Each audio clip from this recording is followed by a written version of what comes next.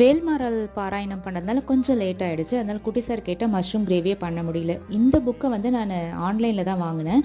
Set of 5ன்னு போட்டது தெரியாமல் 2 book order பண்ணிட்டேன். ஸோ 10 புக்கு வந்து வீட்டுக்கு வந்தது. நீங்கள் யாராவது இதை படிக்கிறீங்களா? இதை பற்றி ஏதாவது தெரியுமான்றதை சொல்லுங்கள்.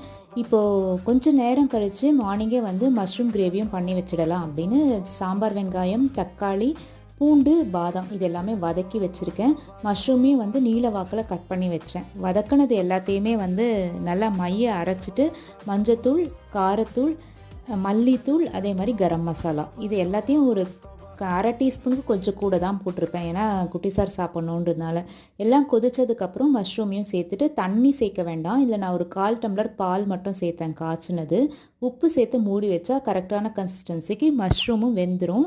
ரிச்சாகவும் இருக்கும். நம்ம க்ரீம் சேர்த்து அந்த மாதிரி ஆர்டிஃபிஷியலாக கலர்லாம் எதுவுமே சேர்க்க வேணாம். ட்ரை பண்ணி பாருங்கள்.